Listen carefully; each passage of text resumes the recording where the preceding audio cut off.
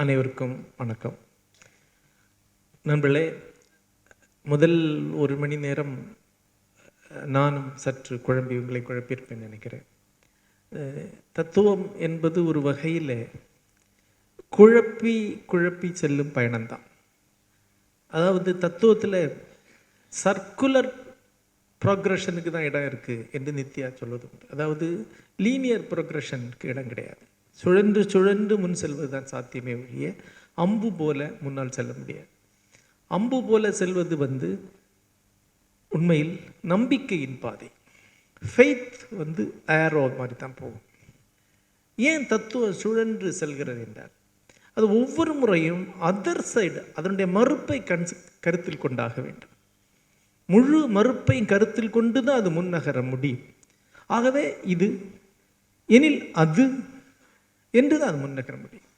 ஆகவே இந்த குழப்ப பாதை என்பது உங்களுக்கு தெளிவான கருத்துக்களை தருகிறதோ இல்லவோ, தொடர்ந்து சிந்திப்பதற்கான சில வினாக்களை தந்ததென்றாலே அந்த அளவில் அது ஒரு சிறந்த உரைதான் என்று நினைக்கிறேன்.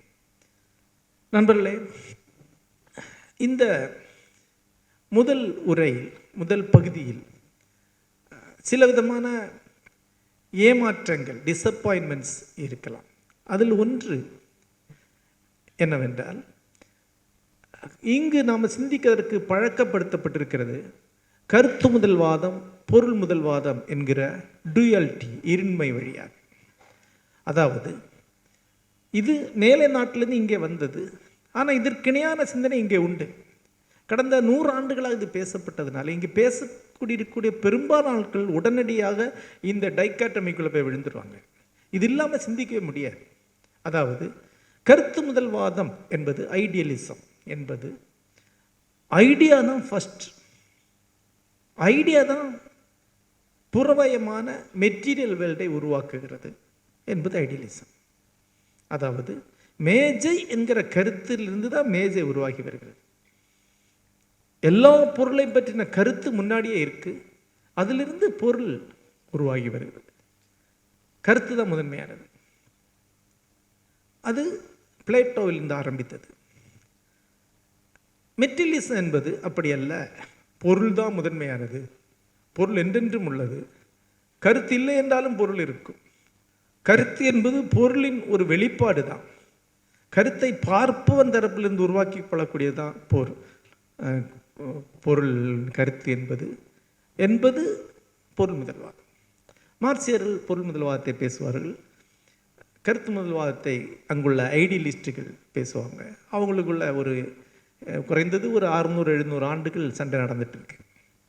இந்த சண்டை இங்கும் மேடைகளிலே நடந்து கொண்டிருக்கிறது. ஆனால் இந்த உரை எடுத்த எடுப்பிலேயே அந்த டைக்காட்டமியை டிஸ்மிஸ் செய்திடுவதை நீங்கள் பார்க்கலாம். அந்த இருமை என்பது சிந்தனையினுடைய ஆரம்ப நிலை தான் என்று தான் இந்த உரை சொல்லி போகிறது. அதுதான் இந்த உரை வரக்கூடிய முக்கியமான குழப்பம் அல்லது டிசப்பாயின்மெண்ட். ஏனென்றால் இந்த உரையில் முதல்ல நான் சொல்லும்போது கருத்தின் தரப்பிலிருந்து பொருள் நோக்கி செல்லக்கூடிய ஒரு பயணமும், பொருளின் தரப்பிலிருந்து கருத்து நோக்கி வரக்கூடிய ஒரு பயணமும் சந்திக்கும் புள்ளியில் பொருள் உலகம் அல்லது பொருள் நிகழ்கிறது என்பதும், பொருள் என்பது ஒரு ஃபினாமினல் நிகழ்வு தான் என்பதும் தான் இந்த உரையுடைய முதல் கருத்து. அது அந்த டைக்காட்டமிக்கு நேர் எதிரானது. இரண்டாவதான ஏமாற்றம் என்பது, அது இங்கே இந்தியாவில் வேரூன்றி இருக்கக்கூடிய ஒன்று மாயாவாதம். நானும் அந்த மரபை சார்ந்தவன் தான், ஆனால் மிகச்சரியாக அந்த மரபை சார்ந்தவன் அல்ல. நான் நாராயணகுருவுடைய மரபை சார்ந்தவன். சங்கர மரபு நாராயணகுருவின் மரபு வழியாக வளர்ந்த இன்னொரு இடத்தை சார்ந்தவன். சங்கர மரபு, சங்கரர் பற்றி உங்களுக்கு எத்தனை பேருக்கு தெரியும் தெரியாது. தெளிவாக தெரிந்திருக்கிறவர்கள் சிலர் கூட இருக்கலாம். ஆனால் தோராயமாக எல்லாரிடமுமே மாயாவாதம் உண்டு. ஜெயகாந்தன் ஒரு இடத்துல சொல்லுவார், தமிழ் மொழியில் எந்த உரையாடலை 1 மணி நேரம் கவனித்தால் கூட மாயாவாதம் வந்து விடும் என்கிறார். இதெல்லாம் ஒரு மாயை தாங்க அப்படி யாரோ ஒருத்தர் சொல்லுவாங்க. இன்னைக்கு இருக்கு, நாளைக்கு போகும், ஏதோ ஒரு வகையில் வந்துக்கிட்டே இருக்கிறது மாயாவாதம் தான். இந்த மாயாவாதத்துடைய அடிப்படை என்பது இது எல்லாமே நம்மால் உருவாக்கி கொள்ளக்கூடியது தான். நாம் தான் இந்த பிரபஞ்சத்தை சிற்பமாக சமைத்துக் கொள்கிறோம். இந்த பிரபஞ்சம் நம்முடைய சமையல் தான், நம்முடைய இல்லூஷன் தான், நாம் உருவாக்கி கொள்கிறோம். நம்முடைய புலன்களை ஆளும் சித்தம், அதன் வழியாக நாம் உருவாக்கி கொள்ளக்கூடியதான் ஒட்டுமொத்தமாக பிரபஞ்சம் என்கிறது. ஏதோ வகையில் நமக்குள்ள 1000 ஆண்டுகளில் வேரூன்றி இருக்குது. நூற்றுக்கணக்கான பாடல்கள், பக்தி பாடல் வழியால் இது வந்துக்கிட்டே இருக்கு. இந்த உரை அந்த எண்ணத்தில் ஒரு முக்கியமான மாற்று தரப்பை வைக்குது. பிரபஞ்சத்தின் நெறிகள், பிரபஞ்சத்தின் விதிகள் நீங்கள் எல்லாம் இல்லாமல் இருந்தாலும் இருக்கும். அதுக்கு நீங்கள் இருக்கிறீங்களா இல்லையாங்கிறது ஒரு பொருட்டே கிடையாது. கால்சகன் ஒரு ஓமை எடுத்து சொன்னால், இந்த உலகத்தில் ஒட்டுமொத்த கடற்கரையை எடுத்துக்கிட்டு, அதில் ஒட்டுமொத்த மணலை எடுத்துக்கிட்டு, அதில் ஒரு மணலை எடுத்து, அந்த மணலில் கொஞ்சோண்டு பசுமை ஃபங்கஸ் படிந்திருந்தால் எவ்வளோ இருக்குமோ அதுதான் இந்த பூமியில் உள்ள வாழும் உயிர் அப்படின்றார். லைஃப் ஆன் எர்த், அவ்வளவுதான். அதாவது எந்த வகையிலுமே பொருட்படுத்த தகாத ஒரு சாதாரணமான ஒரு எக்ஸிஸ்டன்ஸ் தான் இயற்கை என்பதே. அந்த இயற்கையில் மனிதகுலம் என்பது, அதில் மனிதகுலத்தில் நாம் சேலம், அதில் இந்த மேடை, அதில் இருக்கக்கூடிய ஒரு 500 பேர் நண்பர்களே. ஆகவே நீங்கள் பார்த்தாலும் பார்க்காட்டியும் பிரபஞ்சம் தான், அதனுடைய விதி தான். இது இந்த மாயாவாதம் நமக்கு அளிக்கக்கூடிய ஒரு சொகுசுக்கு கொஞ்சம் ஏமாற்றத்தை அளிக்கக்கூடியதாக இருக்குது. நாராயணகுருவுடைய மரபு என்பது சங்கர வேதாந்தத்தினுடைய தொடர்ச்சி. ஆனால் சங்கரருடைய மாயாவாதத்தை ஏற்றுக்கொண்டது அல்ல. பருப்பொருள் பிரபஞ்சத்தின் இருப்பை உருவாக்கி கொண்டு ஒரு மாயவாதத்தை முன்வைக்கக்கூடியது. அதாவது சங்கரருடைய மாயவாதம் கயிற்றடவு என்ற உரிமை வழியாக சொல்லப்படத்தக்கது. அதாவது கயிறா பாம்பா, நம்ம ஊரில் சொல்லலாம் பாம்பா பழுதையா, அது கயிறு கிடக்குது, நீங்கள் பார்க்குறீங்க, பயப்படுறீங்க, பயப்படும் கணத்தில் அது பாம்பு தான், பயம் நீங்கியதும் கயிறாகுது. அப்போ பயப்படும் போது பாம்பு கயிறு பாம்பாவது போல மாயையினால் இந்த பிரபஞ்சம் பிரம்மம் உங்களுக்கு பிரபஞ்சமாக தெரிய வருது. இது மாதிரி தான், அது ஒரு இல்லூஷன் தான், அது அவங்களுடைய ஓமை. ஆனால் நாராயணகுருடைய ஓமை மலரும் மாலையும் என்கிற ஓமை தான். மலர் தனித்தனி மலர்களாக பார்த்தா மாலை பார்க்க முடியாது, மாலையை பார்த்தா மலர்கள் இருக்காது. இதுதான் மாயை வழியா. நீங்கள் பார்த்தாலும் பார்க்காட்டியும் மாலை உண்டுங்க, மலரும் உண்டு. இதுதான் வேறுபாடு. ஆகவே இங்கே இந்த உரையில் பருப்பொருள் பிரபஞ்சத்தின் அல்டிமேட் எக்ஸிஸ்டன்ஸ் என்றும் அது இருக்கும் என்ற ஒரு விஷயத்தை தான் அழுத்தி சொல்ல வந்திருக்கேன். நண்பர்களே, இங்கே இந்த 2வது உரையுடைய தொடக்கமாக ஒரு விஷயத்தில் தொடங்கலான்னு நினைக்கிறேன். இந்த உலகம் முழுக்க நிகழக்கூடிய விளையாட்டுகள் கவனிச்சிருக்கீங்களா? எதற்கு எதிராக அவங்க விளையாடுறாங்க? கேரம்ஸ் விளையாட்டை ஒரு முறை பார்த்து கொண்டிருந்த போது நான் நினைச்சேன், எதுக்கு எதிராக இவன் விளையாடுறான்? எதிரில் ஒரு ஆள் இருக்கார், அவருக்கு எதிராக இவங்க 2 பேரும் சேர்ந்து கண்ணுக்கு தெரியாத வேறொன்றுக்கு எதிராக விளையாடுறாங்க. ஒரு ஒரு வட்டு சென்று இன்னொன்று தொட்டு அதை விழுது. இது ஃபிசிக்கல் லாவோடைய சாத்தியங்களோடு செய்யக்கூடிய ஒரு போராட்டம் தான். ஒரு கிரிக்கெட் ஆட்டம் என்பது இந்த பருப்பொருள் வெளியோடு மனிதன் செய்யக்கூடிய தொடர்ந்து விளையாட்டு தான். ஒரு மட்டையை 1/2 டிகிரி சரித்து பிடிச்சா பந்தயங்களும் விளையாட்டு இதெல்லாம் சேர்ந்து ஒரு பல கோடி ரூபாய்க்குடைய இழப்பு உருவாகக்கூடிய விந்தை இருக்க, அதுக்கு எதிரான விஷயம் தராது. தொடர்ந்து மெட்டீரியல் விஷயத்தோடு தான் போராடிட்டு இருக்கேன். ஒவ்வொரு வருஷமும் ஒலிம்பிக்கில் மனிதனுடைய ஸ்பீடு 1 செகண்ட் 1.5 செகண்ட் கூடுது. அப்போ 1.5 செகண்ட் மனித உடம்புடைய சாத்தியம் எக்ஸ்டெண்ட் பண்ணப்படுது.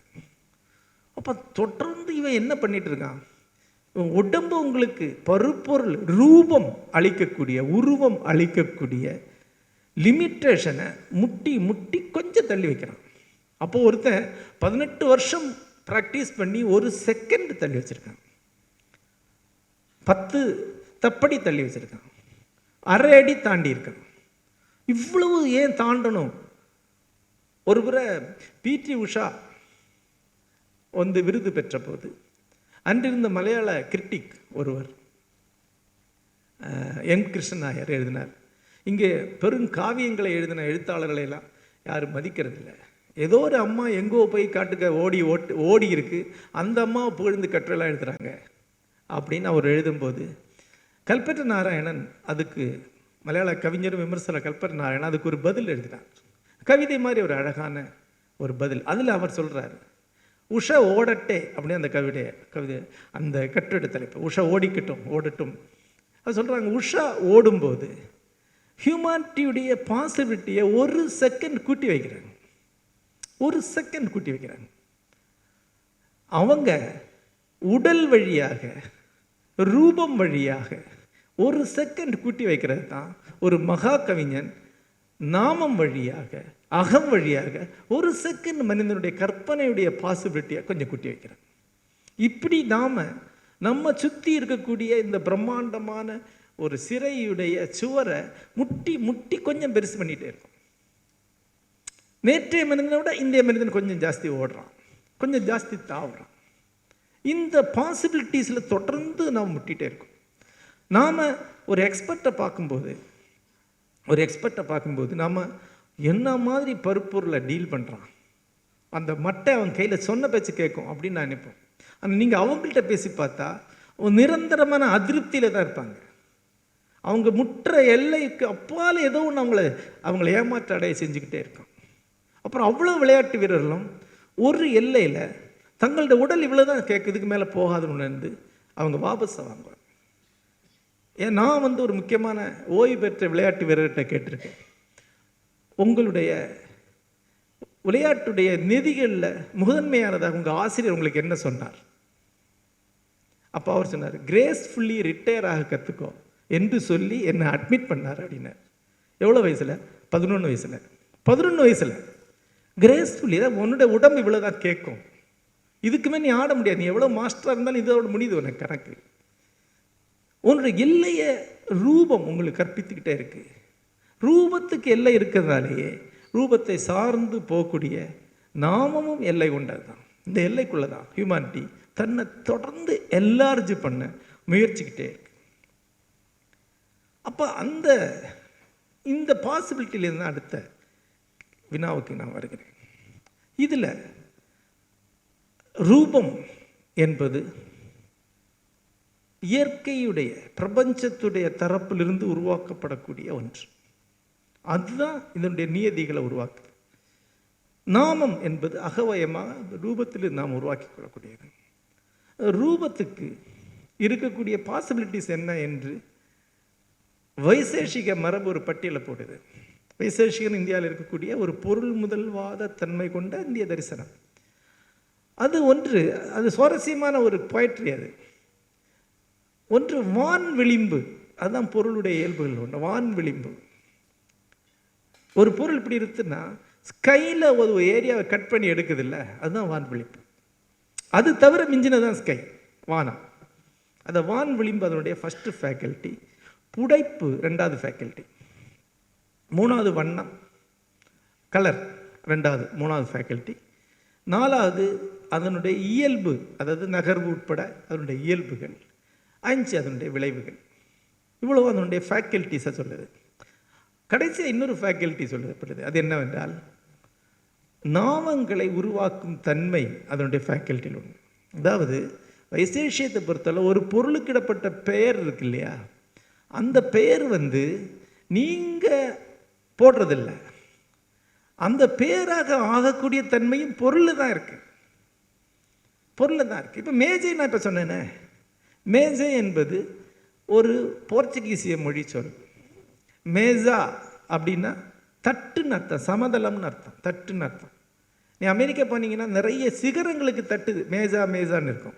ஏன்னா மேலே போய் அது ஃப்ளாட் ஆகுது. பீடபூமிக்கே மேசாங்கிற வார்த்தை தான் பயன்படுத்துகிறேன். அப்போ இந்த வார்த்தையை உருவாக்கக்கூடியது அதுதான், அந்த பொருள் தான். சவுண்ட் என்பது வானத்துடைய இயல்பு, ஓசை என்பது வானத்துடைய இயல்பு. வைசேஷி என்ன சொல்லுதுன்னா, ஒரு பொருள், அந்த பொருள் வானத்திலேருந்து கட் பண்ணி தனக்கு ஒரு ஸ்பேஸ் எடுத்துக்குது. எஞ்சின பகுதியால் அதுக்கு பெயர் போடப்படுது. வானம்தான் அதுக்கு பெயர் போடுது, எஞ்சின பகுதி தான் அதுக்கான பெயராக மாறுது என்று சொல்லுது. பேராக மாறுவதும் அதுதான். அப்போது அடுத்த கேள்வி இருக்கு, இந்த நாமம் என்பதும் ரூபம் என்பதும் இந்த பிரபஞ்ச வாழ்க்கையில் நம்முடைய அனுபவ தளத்துக்குள்ளே இருக்கிறதுனால அவை எல்லாமே ரிலேட்டிவானவை, ஒப்பு நோக்க தன்மை கொண்டவை, ஒப்பு நோக்க இயல்பு இருப்பு கொண்டவை. அதாவது இந்த மேஜை நடுத்தர உயரம் கொண்டது. ஏன்? இது ரிலேட்டிவ். ஏன்னா நான் அந்த மேஜை விட கொஞ்சம் உயரமாக இருக்கேன். இந்த மேஜை எடையானது. ஏன்? என்னால் 20 கிலோ தான் தூக்க முடியும். இப்படி இதனுடைய எல்லா கேரக்டர் ஃபீச்சர்ஸும் ரிலேட்டிவானது தான். அதாவது என்ன ரிலேட்டிவ் என்ன பார்த்து சார்பு நிலை கொண்டது, ரிலேட்டிவானது. நாமம் அதோட ரிலேட்டிவானது, அதனுடைய வரக்கூடியது ரிலேட்டிவ். அப்போ அப்சல்யூட்னா என்ன? ரிலேட்டிவான ஒன்று, ரிலேட்டிவான ஒன்று ரிலேட்டிவாக எக்ஸிஸ்ட் ஆக முடியாது. ஏதோ ஒரு அப்சல்யூட் இருந்தால் தான் அது ரிலேட்டிவ். ஒரு தன்மை மாறும் தன்மை கொண்டது இருந்தால் ஏதோ ஒன்று மாறாமல் இருந்தால் தான் மாறும் தன்மை. மாறிலியிலிருந்து தான் மாறாத்தன்மை உருவாக முடியும். மாறிலி தான் மாறாத்தன்மை உருவாக்குது. கான்ஸ்டன்ட் தான் மூமெண்ட்டை உருவாக்குது. அந்த கான்ஸ்டன்ட் என்ன? அந்த அப்சல்யூட் என்ன? அந்த மாறாத அப்சல்யூட் என்ன? அந்த மாறாத அப்சல்யூட் தான் இவ்வளோ ரிலேட்டிவ் விஷயங்களை உருவாக்குது. அந்த அப்சல்யூட் என்ன? அந்த அப்சல்யூட்டை தான் திரும்பவும் நான் ஏற்கனவே சொன்னேன், அதுதான் இந்த விதிகள். இந்த பை அல்லது ஒளியின் விரைவத்தின் ஸ்கொயர்ட் மாதிரியான விதிகளாக இங்கு தொழில்படக்கூடியவை. அவை தான் அந்த அப்சல்யூட். இந்த அப்சல்யூட்டுங்கிற வார்த்தையை இங்கே ஒரு வகையில் அடிக்கோடிட விரும்புகிறேன். தெரியும் நினைக்கிறேன், நடராஜகுருவுடைய பயோகிராஃபியோட பேர் ஆட்டோபயோகிராஃபி ஆஃப் அன் அப்சல்யூட்டிஸ்ட். அப்சல்யூட்டிஸ்ட் என்று தானே சொல்லிக்கிறார்.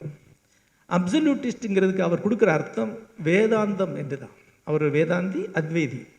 அத்வைதத்துக்கு அவர் கொடுக்கக்கூடிய ஃபிலசபிக்கல் டெர்ம் வந்து அப்சல்யூட்டிசம் என்பது. இப்போது இறை என்ற வார்த்தை, கடவுள் என்கிற வார்த்தை, தெய்வம் என்கிற வார்த்தை, இது மாதிரியான நூற்றுக்கணக்கான வார்த்தைகளை இப்போ இந்த விவாதத்தில் நம்ம பயன்படுத்த முடியாது.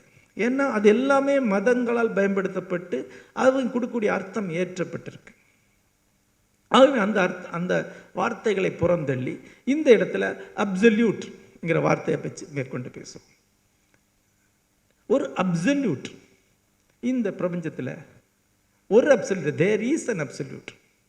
ஒரு அப்சல்யூட்டுடைய ஒப்பு நோக்கு உருவாக்கப்பட்ட ரிலேட்டிவ் ஃபினாமினன்ஸாக தான் இந்த பிரபஞ்சம் இயங்கிட்டு இருக்கு. எல்லாமே அந்த மாறிலியுடைய மாறும் வேரியேஷன்ஸ் தான். தெய்வம் என்றால் என்ன அப்படின்னு ஒரு கேள்விக்கு நித்யா ஒரு பதில் சொல்றார். நித்திய சேதன எதி, இந்த பிரபஞ்சத்தில் நாம் காணும் மறுக்க முடியாமைகளில் வெளிப்படுவது அப்படிங்கிறார். நாம் காணும் மறுக்க முடியாமைகளில் வெளிப்படுவது, அது அவருடைய வரையறை. அந்த வரையறை தான் திருப்பி இந்த அப்சல்யூட்டுக்கு நான் சொல்ல விரும்புகிறேன். நண்பர்களே, இப்போ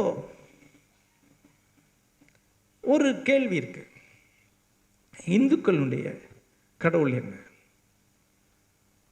இந்துக்களுடைய கடவுள் உருவகம் என்ன என்ற கேள்விக்கு பெரும்பாலும் இந்துக்களால் பதில் சொல்ல முடியாது. என்ன காரணம் அப்படின்னா, இன்றைக்கு இருக்கக்கூடிய இந்துக்கள் இந்து மரபிலிருந்து தொன்மங்களையும் சடங்குகளையும் எடுத்துக்கிறாங்க. ஆனால் அவங்களுடைய இறை உருவகம் வந்து இந்து மரபை சார்ந்ததல்ல. ஏன்னா ஒரு 200-300 ஆண்டுகளாக இந்து மரபனுடைய கோர் என்று சொல்லப்படக்கூடிய தத்துவம் இங்கு கற்பிக்கப்படுவதோ கற்கப்படுவதோ கிடையாது. இங்கே ராமானுஜருடைய விசிஷ்டாத்வைத தத்துவம் தோன்றி இருக்கிறது. ஆனால் நாம் பார்த்த வரைக்கும் பெரும்பாலும் எந்த வைணவருக்கும் விசிஷ்டாத்வைதத்தில் அறிமுகமே கிடையாது. காரணம், சம்பிரதாயம் தான் முக்கியம், தத்துவம் முக்கியம் இல்லைன்னு நம்புகிறாங்க. நான் இந்தந்த ரிச்சுவல்ஸ் எல்லாம் கரெக்டாக பண்ணணும், இந்தந்த வகையில் முழுகணும், இதுதான் என்னை மோட்சத்தை கொண்டு போகும், தெரிஞ்சுக்கிட்டு நான் என்ன பண்ண போகிறேன், இதுதான் எங்களுடைய ஆட்டிடியூடாக இருக்குது. சைவ சித்தாந்திகள் அப்படி தான். சைவ சித்தாந்தத்துடைய ஒரு எளிய அறிமுகம் கொண்ட சைவர்கள் தமிழ்நாட்டில் 1000 பேர் இருப்பாங்களா? 1000 இருக்க வாய்ப்பே கிடையாது, 50 இருக்கலாம். ஒரு ஆள் இங்கே இருக்கிறார். நண்பர்களே, அப்போ என்ன ஆகுது? தத்துவம் இல்லாது இருக்கும்போது இந்துக்களுடைய கடவுள் உருவகம் என்ன என்று கேட்டால் இந்துவால் சொல்ல முடியாது. ஏதோ ஒரு தோராயமாக அவனுடைய குல தெய்வத்தையோ வழிபடு தெய்வத்தையோ ஏதோ ஒன்று சொல்லுவாங்க. இந்துக்களுடைய கடவுள் உருவகம் என்பது அடிப்படையில் அப்சல்யூட்டிசம் தான். இங்கிலீஷில் அப்சல்யூட்டிசம். இதுதான் இப்போ சொன்னோம் இல்லையா, இங்கு இருக்கக்கூடிய எல்லாமே ரிலேட்டிவ். இவ்வளவு ரிலேட்டிவான விஷயங்கள் ஒன்றுக்கொண்டு கொண்டு ஒப்பிட்டு தான் ஒவ்வொன்றும் தன்னுடைய அடையாளத்தையும் இருப்பை அடையும் போது அனைத்துடனும் ஒப்பிடக்கூடிய மாறிலியாகிய அப்சல்யூட் எக்ஸிஸ்டன்ஸ் ஒன்று இருக்கக்கூடும் என்ற உருவகம்தான் இந்து மதத்துடைய இறை உருவம். அன்பல்ல, ரிச்சர்ட் டாக்கின்ஸ் என்கிற அறிவியலாளர், அடிப்படையில் ஒரு உயிரியலாளர், பரிணாம உயிரியலாளர். அவர் ஒரு புத்தகம் எழுதியிருக்கார், த காட் டெல்யூஷன். அதை தமிழில் கூட யாரோ மொழிபெயர்த்துறான்னு நினைக்கிறேன். அந்த நூலை நீங்கள் படித்து பார்க்கலாம். கடவுள் என்னும் பொய் அவர் மறுக்கிறார். ஆனால் அந்த புத்தகத்தை நாம் படித்து பார்த்தா இது யாருடைய கடவுள், அவர் அதில் மறுக்கக்கூடிய கடவுள் யார் அப்படின்னு பார்த்தா இந்த பிரபஞ்சத்தை உருவாக்கின ஒரு டிசைனர் ஒரு கடவுள், இந்த பிரபஞ்சத்தை நிர்வாகிக்கக்கூடிய ஒரு சிஇஓ ஒரு கடவுள். இந்த ரெண்டு பேரையும் மூணாவதாக இன்னொரு கடவுள் இருக்கிறாரு, அது ஒரு ஏடிஎம் மிஷின். வேண்டுதலில் போட்டால் பணம் வெளியே வரக்கூடிய ஒரு ஏடிஎம் மிஷின், ஒரு சூப்பர் ஏடிஎம் மிஷின். இந்த பிரார்த்தனை உள்ள போடு இவ்வளோ ரூபாய் வரும், இந்த நோன்பை பண்ணு இவ்வளோ ரூபா வரும். இந்த மூன்று கடவுள் உருவகங்கள் அவருக்கு தெரிந்திருக்கின்றன. ஒன்று the designer, the CEO, the ATM machine. இதை மூணைத்தான் அவர் அந்த புக்கில் விரிவாக மறுத்துட்டு போகிறார். இது மூணுக்கு ஒரு சிம்பிள் லாஜிக்கை வச்சு மறுத்து அதில் ஒரு கேலி கிண்டல் நக்கலோடு எழுதுகிறார். உலகம் முழுக்க இந்த சொக்கால்டு நாத்திகர்கள் மறுக்கக்கூடிய இந்த மூன்று கடவுள்களை, இந்தியாவில் இருக்கக்கூடிய நாத்திகம் மிக மிக மிக எளிமையான நாத்திகம். நான் ஏற்கனவே ஒரு இடத்துல சொல்வேன், கல் வாழை நாத்திகம் சொல்வேன். ரொம்ப சிம்பிளான நாத்திகம். ஏன்னா ஆத்திகம் அதை விட சிம்பிளானது. அவனும் ஏடிஎம் மிஷின் தான் கடவுள் நினச்சிட்ருக்கான். அப்படிலாம் ஒரு ஏடிஎம் மிஷின் இல்லை. நீ என்ன கார்டு போட்டாலும் சமயங்களில் பணம் வராதுன்னு சொன்னாலே ஃபெயில் ஆகிடுது அந்த தீவி, அவ்வளோதான். ஆனால் இந்த இறை உருவகம்தான் இந்து மதம் உருவாக்கக்கூடிய, டோட்டலாக இந்து மெய்ஞான மரம் உருவாக்கக்கூடிய இறை உருவகம் என்பது இதுதான், த அப்சல்யூட். இந்த அப்சல்யூட்டை மறுக்கிறதுக்கான லாஜிக்கல் இருக்கும் என்றால் உண்டு, லாஜிக் உண்டு. அந்த லாஜிக் இருக்கும் என்றால் அதொன்று தான் இது விவாதிக்க முடியும். நடராஜ குருவிட்ட ரிச்சர்ட் டாக்கின்ஸ் விவாதிக்க வந்தால் என்ன பண்ணுவார்? நித்திய சைதன்யத்தை விவாதிக்க வந்தால் என்ன பண்ணுவார்? நானே கிட்டத்தட்ட சின்ன சைஸ் ரிச்சர்ட் டாக்கின்ஸ்லாம் பார்த்துருக்கேன் அங்கே குருகுலத்தில். என்ன சாப்பிட்டீங்களா அப்படிம்பார். சரி சாப்பாடு இருக்குது சாப்பிட்டு போங்க, அவ்வளோதான். என்ன பேச முடியும் அவர்கிட்ட? நீ சொல்கிறது நான் சொல்கிறது இல்லையே, நீ சொல்லக்கூடிய கடவுளை பற்றி நான் பேசவே இல்லையே, நான் ஏடிஎம் மிஷினை பற்றி சொல்லலையே, நீ சொல்கிற அது அப்படி ஏடிஎம் மிஷின் கிடையாது நீ சொல்கிற. எஸ் ஏடிஎம் மிஷின் கிடையாது நானும் சொல்கிறேன். அப்சல்யூட் டிசைனர் ஒருத்தர் இருக்கான்னு சொல்கிறேன், இல்லை அப்படிலாம் இல்லை நானும் சொல்கிறேன். இங்கே எல்லாத்தையும் ஒருத்தர் சிஇஓ மேனேஜ் பண்ணிட்டு இருக்காரு, ஒவ்வொரு வாரம் அவருக்கு ரிகான்சிலேஷன் ஸ்டேட்மெண்ட் போகுது அப்படின்னு நீ சொல்கிற. ஆமாம் அப்படின்னு நானும் சொல்கிறேன், முடிஞ்சுதே. அப்போது இது அல்ல, இது அப்சல்யூட். இந்த அப்சல்யூட்டுடைய அந்த கேள்விதான் இது. இந்த அப்சல்யூட் எங்கே இருக்கு? அந்த அப்சல்யூட்டை இந்திய மரபு எப்படி வரையறுக்குது? நண்பர்களே, இந்தியாவுடைய 3 மாபெரும் மதங்கள், இந்து மரபு, 2 சமணம், 3வதாக பௌத்தம். இந்த 3மே 3 அப்சல்யூட் உருவகங்களை முன்வைக்குது. ஒன்று பிரம்மம் என்கிற அப்சல்யூட், 2 ஜெயினருடைய பவம் என்று சொல்லக்கூடிய அப்சல்யூட், 3 பௌத்தருடைய தம்மம் அல்லது தர்மம் என்று சொல்லக்கூடிய அப்சல்யூட். இது 3மே ஏறத்தாழ ஒரே வகையானவை, ஆனால் வேறு வேறு கோணங்களில் வைக்கப்பட்ட வேறுபட்ட லாஜிக்கல் உருவகங்கள் தான். இது அங்கே அப்சல்யூட்டாக ஒன்று இருந்தால் கூட நம்முடைய அறிவுக்கேற்ப தானே நம்ம டிஃபைன் பண்ண முடியும். அப்போ நம்ம அறிவுக்கான டிஃபினிஷன்ஸ். பிரம்மம் என்பதை பற்றிய இந்து மரபுடைய வேதாந்தத்துடைய டிஃபினிஷன் என்ன?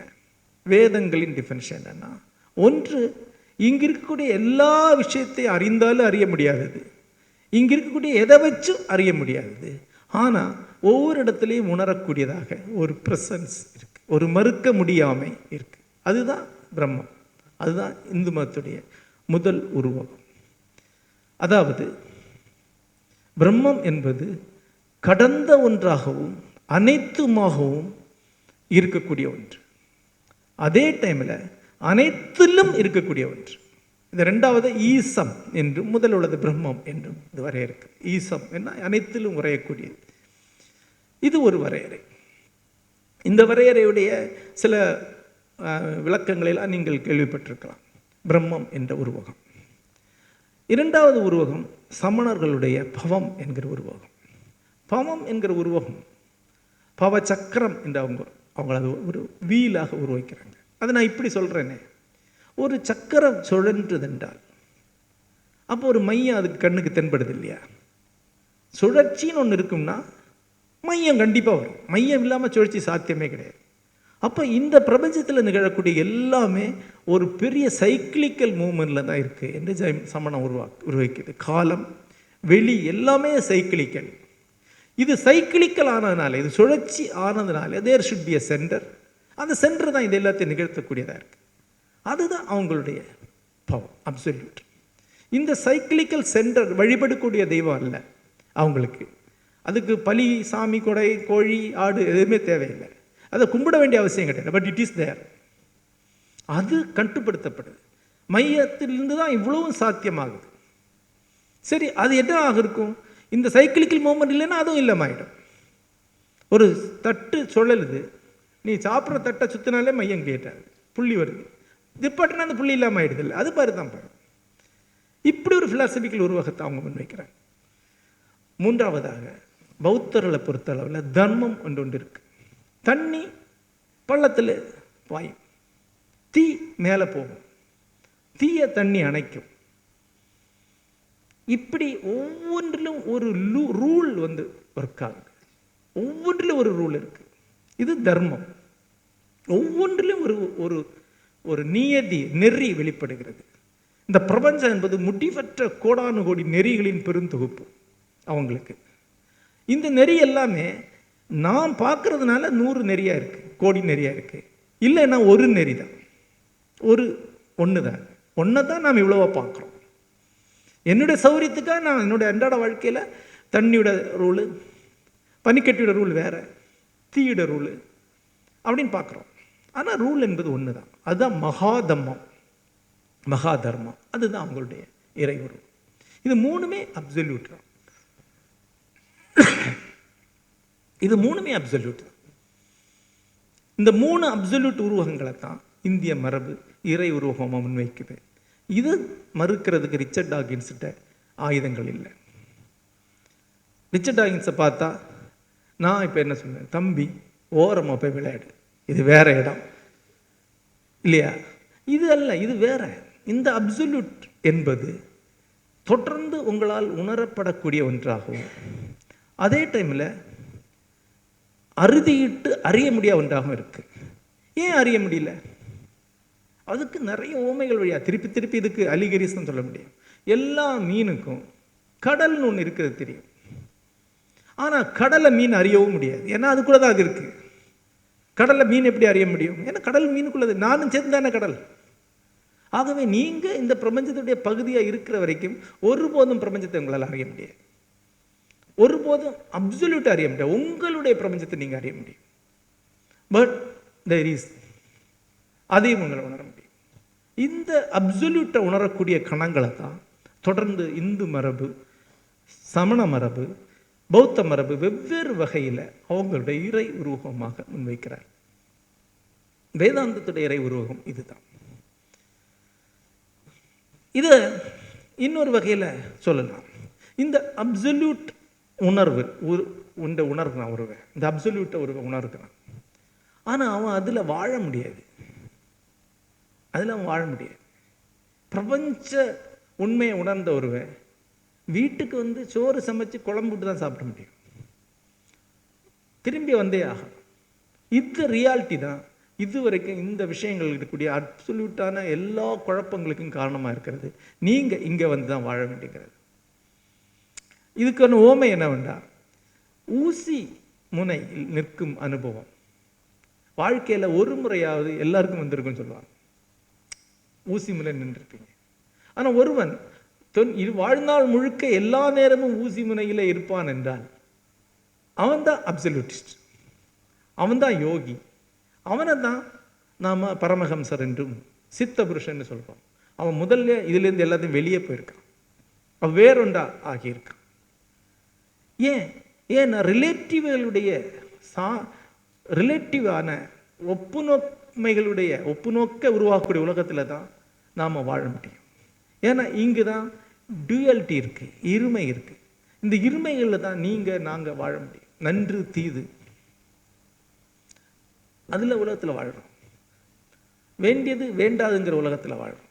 அணுக்கம் அகல் என்ற உலகத்தில் வாழ்கிறோம். இந்த இருமைகளை கடந்த ஒருவராகத்தான் நாம் ஒரு சித்த புருஷர் வாழ்கிறோம். அவர் வேற உலகத்தில் வாழ்கிறார். ஜாக்கி சானுடைய படத்தில் ஒருத்தர் ஒரு கயிறு ஒரு நூலை டொயின் நூலை கட்டி அது மேலே படுத்து ஒருத்தர் தூங்குவார். ஒரு மார்ஷியல் ஆர்டிஸ்ட் நல்லா தூங்கிட்டு இருப்பார். அவர் எப்போவுமே ஒரு டொயின் நூலில் தான் தூங்குவார். அவர் தூங்க முடியாது, நீங்கள் தூங்க முடியாது. நமக்கு நல்ல மெத்தை தான் வேணும்.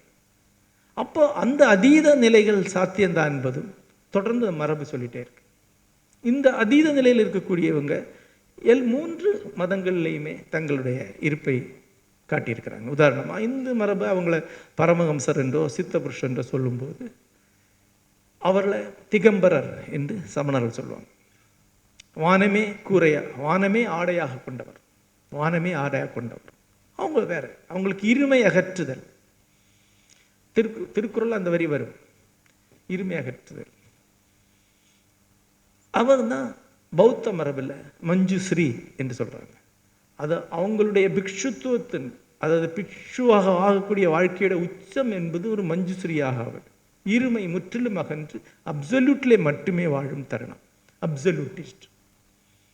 இந்த அப்சல்யூட்டிஸ்ட் நோக்கி போகக்கூடிய ஒரு பயணத்தில் தான் எல்லா மத பயணிகளும் இருக்கிறாங்க. கொஞ்சம் அவங்களுக்கு கொஞ்சம் ஒரு படி முன்னகர்ந்திருப்பாங்க. நாம் ரிலேட்டிவான உலகத்தில் வாழ்வோம். ஆனால் அடிப்படையான வினாக்களுக்கு அடிப்படையான செயல்களுக்கு நாம் கொஞ்சம் அப்சல்யூட்டிஸுக்கு போயிட்டு வருவோம். அப்புறம் நாம் எவ்வளவு தானம் இந்த ரிலேட்டிவ் உலகத்தில் புழங்கினாலும் நம்முடைய கைப்பிடி ஒன்று அப்சல்யூட்டிஸில் இருக்கும் என்றால் அது நமக்கு உறுதிப்பாடை அளிக்கிறது. அதுதான் வேதாந்தம் சொல்லக்கூடியது. ஒவ்வொருவரும் அப்சல்யூட்டிசத்தில் இறங்கி ரிலேட்டிவ் உலகத்தை துறந்து பரமஹம்சர் ஆகிவிடணும்னு எந்த வேதாந்தம் சொல்ல முடியாது. ஆனால் அப்சல்யூட்டிசத்தில் எங்கோ ஆழத்தில் ஒரு கிரிப் இருக்கணும். அதுதான் இந்திய மரபு. 3 மரபுகளுமே ஆணித்தரமாக வலியுறுத்தி சொல்லுங்க. அப்போ இந்த உரையுடைய ஏறத்தாழ அறுதி வினாவுக்கு நம்ம வரோம். நண்பர்களே, இந்திய மதங்களுக்கு, குறிப்பாக இந்து மதத்திற்கு உருவ வழிபாடு உண்டா? இந்து மதம் என்பது உருவ வழிபாட்டை முன்வைக்கும் மதமா? இந்த விவாதம் உங்களுக்கு உங்கள் நண்பர்களுக்கு அடிக்கடி நிகழும். பொதுவான விவாதங்களில் மாற்று மதங்களை சேர்ந்தவர்கள் சொல்லுவாங்க, நீங்கள் உருவ வழிபாடை முன்வைக்கக்கூடியவங்க, நாங்கள் உருவ வழிபாட்டுக்கு எதிரானவர். அந்த விவாதம் ஒரு சங்கடமான இடங்களுக்கு சில சமயங்கள் போகும். நிறைய இந்துக்களுக்கு அதுக்கான பதிலும் தெரியாது. அவர்கள் ஆமாம் நாம் உருவ வழிபாட்டை முன்வைக்கக்கூடியவர் என்று சொல்வார். அப்போ உங்கள் மதத்துடைய ஒரு உச்சி புள்ளியில் அமர்ந்திருந்தவர் தானே ரமணர். அவர் வழிபட்ட உருவம் எது என்று நீங்கள் கேட்டிங்கன்னா அதுக்கு உங்கள்கிட்ட பதில் இல்லையே. அவர் அகம் பிரம்மாஸ்மி என்று தானே சொல்லியிருக்கார், அப்படி தானே அவர் பாடியிருக்கார். அவர் எதை வழிபட்டார்? இப்போ உங்கள் மதத்துடைய உச்சம் என்பது உருவ வழிபாட்டில் அமர்ந்திருக்கு இல்லையே, உருவ வழிபாட்டில் இல்லை. அப்போ உருவ வழிபாடு இந்து மதம் உருவ வழிபாடா? இந்த கேள்வி சிக்கலாக இருந்தது. அதுக்கு எஸ் என்ற நோ என்ற ஒரு இந்துவால் பதில் சொல்ல முடியாது. அதுக்கு ஒரு வரலாற்று வரைபடம் ஒன்று தேவைப்படுது, ஒரு கிராஃப் தேவைப்படுது. ஒரு மென்மையான கிராஃப் தான் அது. ஆனால் அது ஒரு இந்துவுடைய மனசில் அது இருக்கணும். இந்த கேள்வி இந்து மதம் உருவ வழிபாட்டை முன்வைக்கிறதாங்கிற கேள்வியை இன்றைக்கு கேட்கக்கூடிய மத குருக்களை இந்து மதத்தில் கிடையாது. ஏனென்றால் இன்றைக்கு தமிழகத்தை பொறுத்தவரை யார்கிட்ட கேட்டாலும் அவங்க ஏதேனும் ஒரு மத பிரிவை சேர்ந்தவங்களாக இருப்பாங்க. அந்த மத பிரிவு சொல்லக்கூடிய ஒரு பதில் அவங்க சொல்லுவாங்க. ஒட்டுமொத்தமாக இந்திய மெய்ஞான மரபு, இந்து மெய்ஞான மரபுடைய பதிலை சொல்லக்கூடிய அறிஞர் என்று யாராவது இப்போ இருக்கிறாங்களா? கிடையாது. இருக்கிறாங்க, நமக்கு கிடையாது. நீண்ட காலமான அவ்வளவு பெரிய ஒரு தத்துவ வறுமை நமக்கு இருக்கு. தத்துவத்தை வரலாற்றோட இணைத்து பார்த்து சரியான தத்துவமாக முன்வைக்கக்கூடிய பார்வை அநேகமாக கிடையாது. நம்பிக்கை சார்ந்த பார்வை தான் இருக்கு. ஸோ இங்கே அந்த கேள்விக்கான பதிலை இப்படி சொல்ல, நம்மள வரலாற்று ரீதியாக பார்த்தா நம்முடைய இறை உருவகத்துடைய வளர்ச்சி பரிணாமத்துடைய சரியான கிராஃப் என்பது ஒரே ஒரு நூலிலேயே இருக்கிறது. அதுதான் இந்து மதத்துடைய மூல நூல், முதல் நூல், தொல் நூல், ரிக்வேதம். மற்ற 3 வேதங்களுமே ரிக்வேதத்துடைய எக்ஸ்டென்ஷன்ஸ் தான். அவங்களுக்கு தெரிந்திருக்குன்னு நினைக்கிறேன். ரிக்வேதத்திலிருந்து பாடல்களையும் கொஞ்சத்தை சேர்த்து சடங்குக்காக ஒழுங்குபடுத்தப்பட்டது யஜூர், இசைத்தன்மையோடு ஒழுங்குபடுத்தப்பட்டது சாமம். அதர்வேதம் பெரும்பாலும் எடுத்தாளப்பட்ட பாடல் கொண்டது. ரிக்வேதம் தான் முதன்மையானது. ஒரே டெக்ஸ்ட் என்பது ரிக்வேதம் தான். ரிக்வேதம் ஏன் முக்கியம்? அது இந்து மதம் பிற்காலத்தில் உருவாக்கிக்கொண்ட எல்லா மெய்ஞானங்களையும் தான் சொல்லுதுங்கிறதுனாலயா? கிடையாது. அதில் தத்துவமே பெரும்பாலும் கிடையாது. ரொம்ப குறைவாக தான் தத்துவம் இருக்கு. அதில் இந்துக்களுக்கு தேவையான அறநெறிகள் சொல்லப்பட்டிருக்கின்றன இல்லை, அதில் அறநெறிகளே கிடையாது. அப்போ அது என்ன? அது மிக பெரும்பாலும் அது வேண்டுதல்கள், பாடல்கள் மட்டும்தான். இன்றைக்கு நமக்கு யாருன்னே தெரியாத தொல் மனிதர்கள், பெரும்பாலும் அரை கற்கால வாழ்க்கை வாழ்ந்த மனிதர்கள், தங்களுடைய மத வழிபாட்டு சடங்குகளுக்காக பாடிக்கொண்ட பாடல்கள் பிற்காலத்தில் தொகுக்கப்பட்டது தான் நீங்கள் ரிக்வேதம் சொல்கிறோம். ரிக்வேதத்திற்கும் இந்தியாவில் இருக்கக்கூடிய மலைப்பழங்கொடிகளுடைய பிரார்த்தனைக்கு இடையில மிகப்பெரிய ஒற்றுமைகள் இருக்கின்றன. கிட்டத்தட்ட அதே மாதிரி தான் இருக்குது. பெரும்பாலும் வேண்டுதல்கள், அவ்வளோதான். ஆனால் அதில் ஒரு பயணம் இருக்கு. அந்த பயணம் என்பது ரிக்வேதத்தில் தொடக்கத்திலிருந்து 10வது காண்டம் வரைக்குமான பயணம் என்பது இந்தியாவில் ஒரு 2000 ஆண்டுகளில் மெய்ஞானம் அடைந்த பயணம் அதில் இருக்குது. முதல் பாடலுக்கும் கடைசி பாடலுக்கும் இடையே கால வேறுபாடே 1500-2000 வருஷங்கள் இருக்கலாம். அவ்வளோ வித்தியாசம் இருக்குது அதனுடைய குரோத்தில். அது தொடக்கத்தில் மிக எளிமையாக பழங்குடி நம்பிக்கைகளாக, பழங்குடி சடங்குகளாக ஆரம்பித்து கொஞ்சம் கொஞ்சமாக தத்துவார்த்தமாக, அழகியல் ரீதியாக, சமூக ரீதியாக வளர்ந்து வளர்ந்து வளர்ந்து வளர்ந்து ஒரு உச்சத்தை அடையக்கூடிய ஒரு கிராஃப் ரிக்வேதத்தில் இருக்கு. இந்த கிராஃபில் நீ கேட்ட கேள்விக்கான பதில் இருக்கு. நண்பர்களே, தெய்வ உருவகங்களை உலக அளவிலே 3ஆக பிரிக்கலாம். முதல் உருவம் ஃபங்க்ஷனல் காட்ஸ் என்று 19 சொல்லுவாங்க, அல்லது சிறு தெய்வங்கள் என்று சாதாரணமாக சொல்லுவாங்க. அதாவது மழைக்கான கடவுள், வெயிலுக்கு இன்னொரு கடவுள், சாவுக்கு ஒரு கடவுள், ஊர்காவலுக்கு ஒரு கடவுள், கன்னி கடவுள், இப்படி குட்டி குட்டி குட்டி கடவுள். இதுதான் ஃபங்க்ஷனல் காட்ஸ், ஏதோ ஒரு செயலோடு சம்மந்தப்பட்ட கடவுள்கள். இந்த ஃபங்க்ஷனல் காட்ஸ் இந்தியாவில் கிட்டத்தட்ட 50,000க்கு மேற்பட கடவுளை ஆவணப்படுத்தி இருக்கிறாங்க. ஒரு சின்ன ஏரியாவில் அவ்வளோ கடவுள் இருக்கும். பார்த்தீங்கன்னா இங்கே சேலத்தில் செல்லியம்மன் ஒரு கடவுள் இருக்குது, அது எங்கள் ஊரில் கிடையாது. நான் கேள்விப்பட்ட கூட கிடையாது. இவ்வளவு கடவுள் இருக்குது. இந்த மாதிரி கடவுள் தான் வேதத்துடைய தொடக்க காலகட்டத்தில் இருக்கக்கூடிய கடவுள் எல்லாமே குட்டி கடவுள்கள். இதான் ஃபங்க்ஷனல் கடவுள். ஆப்பிரிக்காவில் இருக்கக்கூடிய ஆயிரக்கணக்கான கடவுள்கள் எல்லாமே ஃபங்க்ஷன் காட்ஸ் தான். கோழிக்கு மட்டுமே ஒரு கடவுள் இருக்குது. இப்படி ஃபங்க்ஷனல் காட்ஸ், குட்டி குட்டி கடவுள்கள். அப்புறம் வரலாற்றின் ஒரு போக்கில் ஆம்னிபொட்டன்ட் காட்ஸ் சொல்லக்கூடிய சர்வசக்தமான கடவுள்களை நோக்கி மனித உள்ளம் தன்னை திரட்டி முழுமைப்படுத்தி முன்னகர்கிறது. படைத்தல், காத்தல், அழித்தல், முத்தொழிலும் செய்யக்கூடிய கடவுள்கள், அதான் ஆம்னிபொட்டன்ட், சர்வசக்தி வாய்ந்த கடவுள். துதிகள் எல்லாமே சர்வசக்தன் நீ, அனைத்து வல்லமை கொண்டவன் நீ, இங்கு நீ உனக்கு தெரியாத எதுவுமே கிடையாது. இப்போ நீங்கள் உங்களுக்கு தெரிந்த மத சுலோகங்கள் எல்லாத்தையும் எடுத்து பார்த்தா எல்லாமே யூ ஆர் ஆம்னிபொட்டன்ட் என்று சொல்றதா தான் இருக்கும், இல்லையா? நீ ஆம்னிபொட்டன்ட், உனக்கு மேலே யாரும் கிடையாது. இந்த ஆம்னிபொட்டன்ட் கடவுள் தான் உலகம் முழுக்க பெருமதங்களின் கடவுள். அப்போ இந்தியாவில் பெருமதம் என்றால் பிக் ரிலிஜனா சைவம், வைணவம், சாக்தம், 3 பெருமதங்கள் இருக்கின்றன. அதில் இப்போ சாக்தான் சைவத்தில் ஒரு பகுதி என்று பார்த்தார். சைவம் வைணவம் தான் 2 பெருமதங்கள் இந்தியாவில் இருக்கக்கூடிய. இதனுடைய முழு தெய்வங்கள் சிவன், விஷ்ணு. இவங்க 2 பேரையும் ஆம்னிபொட்டன்ட் கடவுள். கிறிஸ்தவர்களுடைய யெகோவா ஒரு சிறு கடவுளுடைய தன்மையோடு தான் இருக்கிறார். ஒரு ஃபங்க்ஷனல் காடு தன்மையோடு தான் இருக்கார். பலி வாங்கல கொடுக்கலன்னா சண்டை போட வர்றாரு. நேரில் வந்து பேசுகிறாரு. மோசைக்கிட்ட நேரில் வந்து பேசுகிறாரு. ஒரு புறாவடியில் இறங்கி வந்து பேசுகிறாரு. மோசைக்கு அவருக்கு சண்டை எல்லாம் வருது. ஒரு சிறு தெய்வமாக தான் இருக்கிறாரு. ஆனால் யெகோவாவிலிருந்து அவங்க பிதாங்கிற தெய்வத்தை நோக்கி போகும்போது ஆம்னிபொட்டன்ட் ஆகிடுது. மிக பிற்காலத்தையா இஸ்லாமில் வந்து ஆம்னிபொட்டன்ட் கடவுள் மட்டும்தான் இருக்கிறார், அல்லாஹ். ஆனால் 3வது ஒரு கடவுள் உருவகம் உண்டு. அது ஃபிலசபிக்கல் காட்னு சொல்லுவாங்க. இந்த ஆம்னிபொட்டன்ட் காடுகள் எல்லாமே பர்சனிஃபைட் காட்ஸ். பர்சனிஃபைடுனா மானுட தன்மை கொண்ட கடவுள்கள், மானுடத்துடைய இயல்புகளை தன்னுக்குள் கொண்ட கடவுள். அவன் என்றோ அவள் என்றோ சொல்லப்படத்தக்கவர். நீங்கள் அவங்கள ஒரு சூப்பர் நிர்வாகியாக, ஒரு படைப்பாளனாக, அது கேட்டால் கொடுக்கக்கூடியவனாக, பிதாவாக, அன்னையாக, தந்தையாக இதான் அவங்க உருவாக்க முடியும். இதுக்கு அப்பால் உள்ள கடவுள் உருவகம்தான் தத்துவார்த்த கடவுள், ஃபிலசபிக்கல் காட். பியூர் ஃபிலசபிக்கலாக அசம்ஷன் தான். தூய தத்துவ உருவகம் மட்டும்தான்.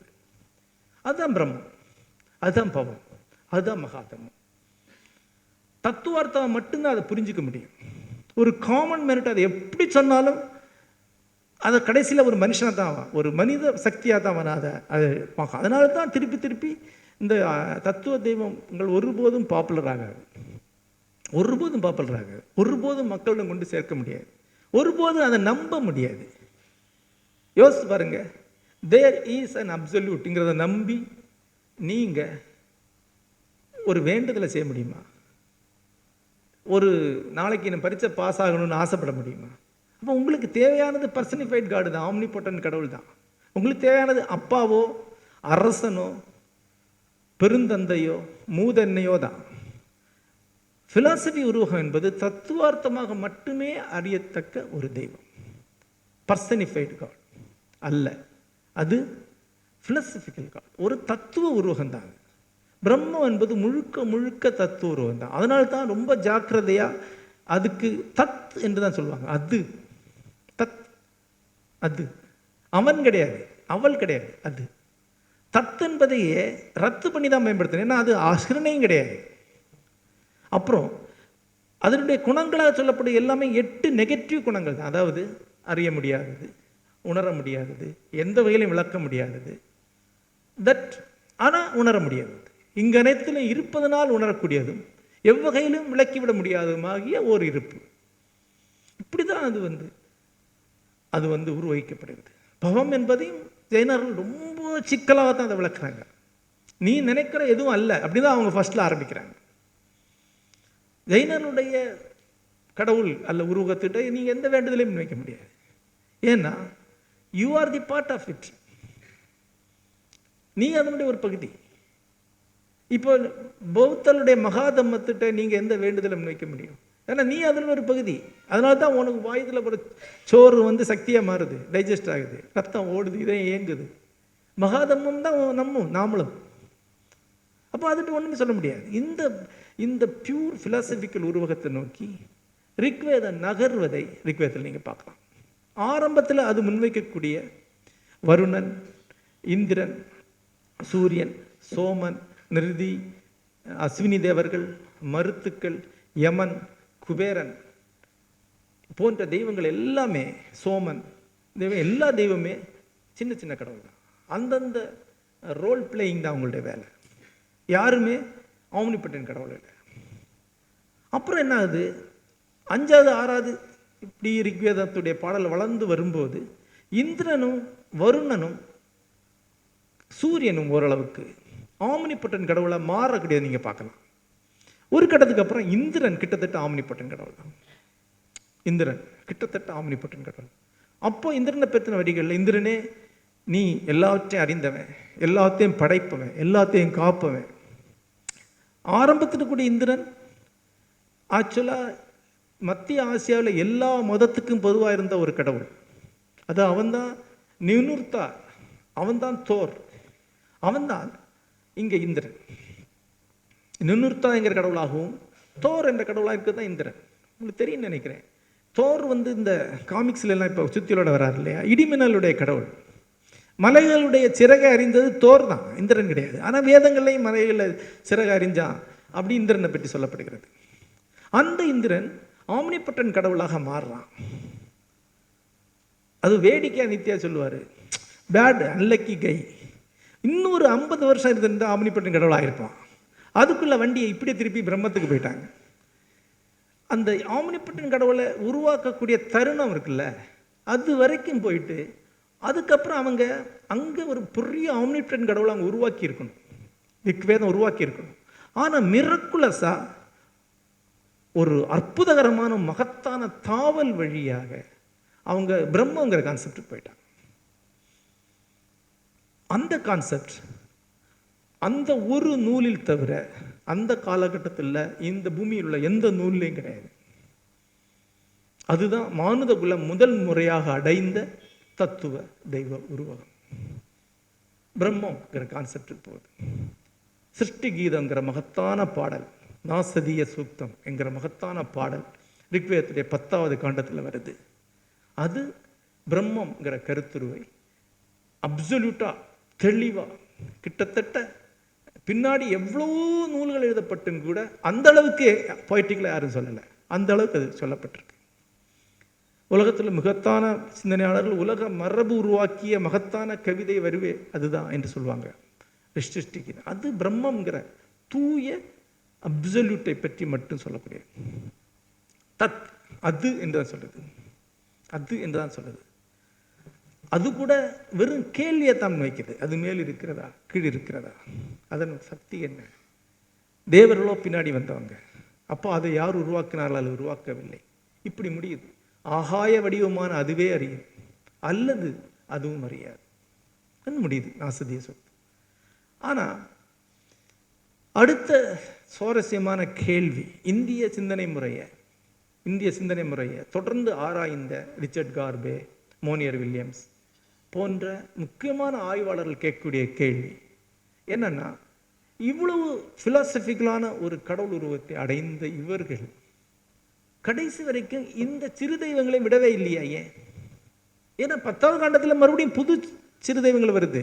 உஷை, காலையிட தேவி, சந்தியா தேவி, அந்திய தேவி, ராத்திரி தேவி, ருத்ரர்கள், நிறைய தெய்வம் வந்துட்டே இருக்கு.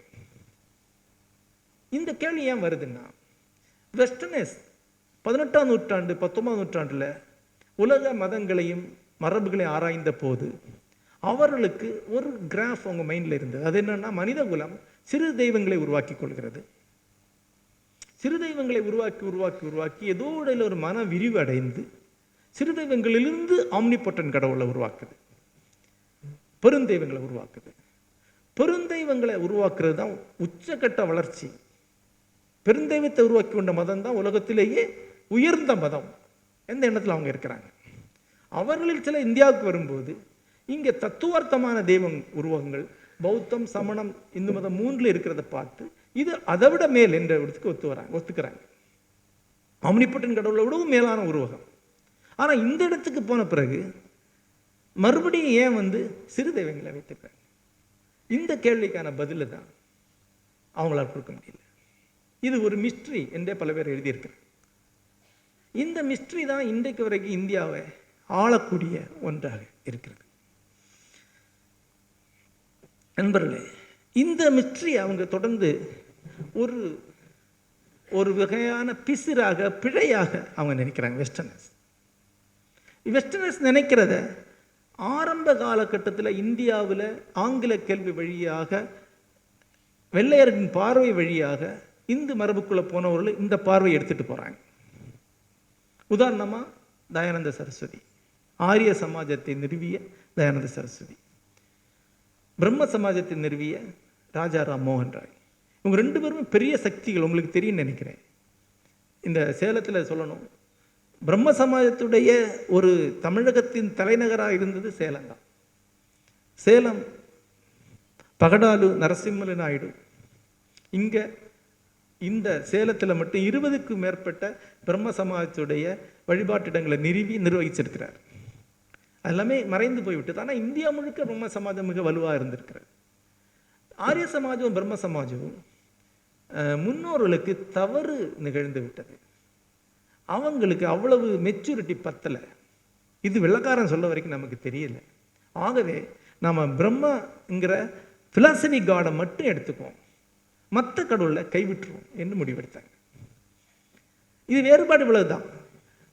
ஆரிய சமாஜம் வேள்வி சடங்குகள் அது போன்ற வேத சடங்குகளுடன் பிரம்மம்ங்கிற கருதுகோளை மட்டுமே முன்வைக்கக்கூடிய ஒரு மதப்பிரிவு. பிரம்ம சமாஜம் மேலை நாட்டு புரொட்டஸ்டன்ட் சர்ச்சு போன்ற ஒரு வழிபாட்டு முறை உருவாக்குறது. அதில் பிரம்மத்தை மட்டும்தான் முன்வைக்கிறாங்க, மற்ற கடவுளை முன்வைக்கல. உருவ வழிபாடு கிடையாது, எந்த வழிபாட்டு முறைகளும் கிடையாது. இது ரெண்டும் முன்வைக்கிறாங்க. இது ஒரு 50 ஆண்டு காலம் இந்தியாவில் மிக வலுவாக வளர்ந்து வருது. அதை ஒருவர் எப்போதைக்குமா உடைச்சி காலி பண்ணி சேப்பு நரசிம்மநாடு பேரை நான் இப்போ சொல்லும்போது உங்களுக்கு பெரிய பேருக்கு தெரியாமல் இருக்குது. ராமகிருஷ்ண பரமஹம்சர். ராமகிருஷ்ண பரமஹம்சர் வேதாந்தி, அப்சல்யூட்டிஸ்ட், ஆனால் காளி கோவில் பூசாரி, உருவ வழிபாடை முன்வைக்கிறார். இந்த முரண்பாடு இந்து மதத்துடைய அடிப்படையானதுன்னு அவர் சொல்கிறார். அவரை பார்க்குறதுக்கு நரேந்திரநாத் தத்தா அப்படிங்கிற இளைஞன் போகிறான். அவன் பிரம்ம சமாஜத்திலேருந்து போகக்கூடிய ஆள். அப்போ அவன்கிட்ட சொல்கிறாரு, அதுவும் உண்மை, இது இன்னொரு உண்மை, அதுவும் இதுவும் இணைந்தால் ஒழிய ஒரு உண்மை உனக்கு புலப்படாது. அதுதான் நித்திய சைதன்யதி வேறொரு வார்த்தையில் சொல்கிறாரு, neither this not that but Om. அவருடைய புத்தகத்துடைய தலைப்பு neither this not that but Om. அதாவது ராமகிருஷ்ண பரமஹம்சர் உருவ வழிபாட்டை முன்வைத்தவராக இருக்க. அதிலிருந்து தான் ஒரு பெரிய அலை மாதிரி விவேகானந்தர் கிளம்பி போகிறார். பின்னாடி ஒரு உரையில் அவர் சொல்கிறார், நான் எந்த ஆலயத்துக்கு சென்று வழிபடவன் அல்ல. விவேகானந்தர் எந்த ஆலயத்துக்கு சென்று வழிபட்டவர் கிடையாது, தெரியும் இல்லையா? ஆலய வழிபாடே அவர்கிட்ட இல்லை. அவர் ஆலயங்களை நிறுவவும் இல்லை, இந்த ஆலயங்களை செல்லவும் இல்லை. ஆனால் உருவ வழிபாட்டை வழியாக அனைத்து மெய்ஞானங்களை அடைந்த ஒருவரின் காலடியில் இருந்து தான் நான் வந்திருக்கிறேன் என்று அவர் சொல்கிறார். இந்த இணைப்பு இருக்கு இல்லையா, இந்த இணைப்பு தான் இந்து ரிலிஜியனாக நம்ம சொல்லுவோம். அப்போ இந்து மதத்துடைய தெய்வ உருவகம் என்னங்கிற கேள்விக்கு நான் இப்போ வந்து சேர்ந்திருக்கேன். நீங்கள் ஒரு சாதாரண கணபதி ஹோமம் பண்ணீங்கன்னா அந்த ஐயர் உங்கள்கிட்ட ஒரு கேள்வி கேட்பார், கிராம தேவதா குடும்ப தேவதா ஆகியவற்றுக்கு நீங்கள் கொடைகளும் பலிகளும் பண்ணிட்டீங்களா? அப்புறம் அந்த இதிலேயே மந்திரத்திலேயே கிராம தேவதா குடும்ப தேவதா கிராம தேவதை குடும்ப தேவதை ஆகிய சிறு தெய்வங்களுக்கான முதல் கொடை நடத்தப்படும். அதன் பிறகு கணபதி அதில் ஆம்னிபொட்டன்ட் காட் இல்லையா, அதுக்கு வழிபடு. அப்புறம் மந்திரம் என்ன சொல்லும், பிரம்மஸ்வரூபனே ஓங்கார ஸ்வரூபனே. அங்கே அது அப்ஸ்ட்ராக்டான தத்துவ கடவுளாகும். இந்து மதம் 3-fold வழிபாட்டு முறை கொண்டது. 3-fold எல்லா தருணத்திலையும் அது 3ஆக தான் இருக்கும். அது functional god, omnipotent god and philosophy god, 3ஐயும் ஒரே சமயத்தில் வழிபடக்கூடியதாக இருக்கும். எல்லா ஆலயம் அப்படி தான் இருக்கும். ஒரு ஆலயத்துக்குள்ள நீங்கள் நுழைஞ்சிங்கன்னா அந்த ஆலயத்தில் அவ்வளோ குட்டி தெய்வங்கள் இருக்கும். ஆம்னிபொட்டன்ட் காடாக சிவனோ விஷ்ணுவோ உட்கார்ந்துருப்பாங்க. வழிபாட்டில் நீ பிரம்மஸ்வரூபம், நீ பிரம்மம் என்று சொல்லப்படவும் செய்யும். இதுதான் இந்த 3-fold ரிலிஜியன். இது முற்றிலும் வேறொன்று. ஒரு இந்து சொல்ல வேண்டிய பதில் உருவ வழிபாடல்ல, உருவ வழிபாடும் உருவம் கடந்த வழிபாடும் ஒன்றென கொண்ட ஒரு மதத்தை சார்ந்தவன் நான் என்பதுதான். இந்த தலைப்புக்கு வந்துட்டு நினைக்கிறேன். நண்பர்களே, தமிழ்நாட்டில் பாரதி பாடியிருக்கிறார், 1000 தெய்வங்கள் உண்டின்று சொல்லி அலையும் அறிவிலிகள், மாடனை காடனை வேடனை போற்றி மடியும் அறிவிலிகள், அறிவொன்றே தெய்வம் என்று மறை சொல்ல கேளீரோ அப்படிங்கிறார். அந்த மறை தான் 1000 தெய்வங்களை சொல்லுது, அதுதானே உண்மை. அந்த மறையிலே தான் இவ்வளவு சிறு தெய்வங்களும் சொல்லப்பட்டிருக்கு. அது முரண்பாடு அல்ல, அது ஒரு ஒருங்கிணைந்த பார்வை என்று தான் நான் சொல்ல வரேன். ஆக இந்த கேள்வியை நான் மறுபடியும் இணைத்துக்கிறேன். நாம் மனிதர்களாகிய நாம் உருவம் என்ற வடிவுக்குள் இருப்பதனாலேயே, உருவமைந்த பருப்பொருளுடன் உறவு கொண்டதினாலேயே, உருவிலிருந்து மொழி எனும் அகத்தை உருவாக்கி கொண்டதினாலேயே, நாமம் வழியாக ரூபத்தையும் ரூபம் வழியாக நாமத்தையும் உருவாக்கி கொண்டதினாலேயே உருவம் என்பதற்கு கட்டுப்பட்டவர்கள், உருவம் என்பதிலிருந்து விடுபட்டு செல்ல முடியாதவர்கள், சூன்யம் என்பதையும் உருவத்தினூடாகவே சென்று அடைய கூடிய விதி படைத்தவர்கள். உருவம் என்பவருடைய எல்லைகளை தொடர்ந்து நம்முடைய பிரஜை முட்டி முட்டி அது எல்லை கடக்க முயன்று கொண்டே இருக்கிறது. ஒரு ஸ்போர்ட்ஸ்மேன் தன்னுடைய உருவ எல்லையை தாண்டுவதற்கு முயல்வது போலத்தான் ஒரு பிலாசபர் ரூபம் என்று உருவாக்கக்கூடிய சிந்தனையை கடந்து அப்ட்ராக்ட் தாட்டுக்கு போறதுக்கு முயற்சி கொண்டே இருக்காங்க. அப்ட்ராக்ட் தாட்டு எல்லாமே அப்ட்ராக்ட் எல்லாமே காங்கிரீட்டினுடைய எக்ஸ்டென்ஷனாக தான் இருக்க முடியும் என்பது வேறு வழியின்றி திரும்பி திரும்பி நம்ம கண்டடையக்கூடிய ஒன்றாக இருக்கிறது. இதுதான் நம்முடைய உருவ சார்ந்த ஒரு நண்பர்களே. இந்த உருவ வழிபாடு இங்கு எப்படி நடக்குது என்பது கூட நம்ம பார்க்கணும். முதல்ல இந்த உருவ வழிபாடு நடக்கும்போதே கூட அதிலேயே பல பிரிவுகள் இருக்கின்றன. சும்மா ஒரு விரிவாக அதுக்குள்ள செல்ல வரும்போல ஒரு குறிப்பான ஒரு சின்ன விஷயம் மட்டும் சொல்லி கடந்து செல்லலாம்னு நினைக்கிறேன். இப்போ இங்கேய வைணவ வழிபாட்டில் 2 ஆகமங்கள் உண்டு, புகழ்பெற்ற ஆகமங்கள். ஒன்று வைகானச ஆகமம், இன்னொன்று பாஞ்சராத்திர ஆகமம். ராமானுஜர் வைகானச ஆகமத்தை நீக்கி பாஞ்சராத்திர ஆகமத்தை கொண்டு வந்தார். இதனுடைய வழிபாட்டுள்ள வேறுபாடு என்ன? முதன்மையான வேறுபாடு என்னவென்றால், வைகானசர்களை பொறுத்தவரை அவர்கள் ஒரு வகையில் உருவ வழிபாட்டுக்கு எதிரானவர்கள் என்பது அதிர்ச்சியாக இருக்கும் இல்லையா?